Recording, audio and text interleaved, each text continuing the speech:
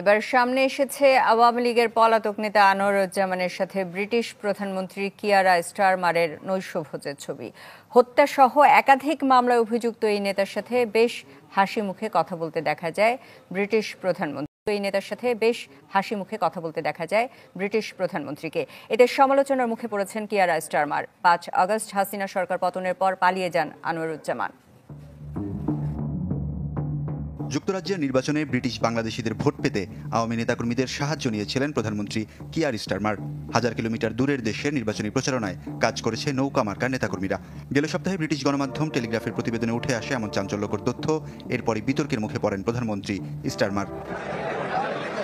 এবার সমালোচনার জন্ম দিয়েছে যুক্তরাজ্যের প্রধানমন্ত্রীর সাথে আওয়ামী লীগের পলাতক নেতা আনোয়ারুজ্জামান চৌধুরীর নৈশভোজের এই ভিডিও।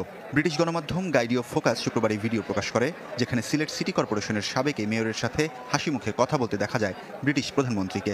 বিদায়ী বছর উপলক্ষে গ্লাসগোর ক্রাউন প্লাজা হোটেলে লেবার পার্টির আয়োজিত অনুষ্ঠানে উপস্থিত ছিলেন আনোয়ারুজ্জামান। ৫ আগস্ট হাসিনা সরকার পতনের পর পালিয়ে যান এই নেতা। মামলায় অভিযুক্ত তিনি। অর্থ আত্মসাৎ ও আন্দোলনকারীদের গুলি করে হত্যায় অভিযুক্ত ব্যক্তির সাথে স্টারমারের ঘনিষ্ঠতার সমালোচনা করেছে ফিনান্সিয়াল টাইমস। এ বিষয়ে আনোয়ারুজ্জামানের সাথে যোগাযোগ করে গণমাধ্যমটি, তবে কোনো মন্তব্য করতে রাজি হননি আওয়ামী লীগের সাবেক এই মেয়র।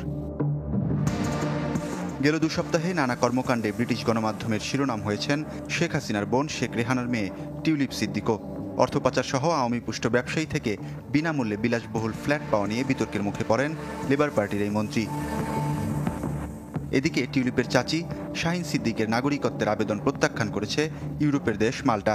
গণমাধ্যমে দুর্নীতি ও অর্থ পাচারের অভিযোগ ওঠায় তার বিরুদ্ধে এমন সিদ্ধান্ত নেয় মাল্টা প্রশাসন। ওয়ালিউল্লাহ ফারুক, চ্যানেল।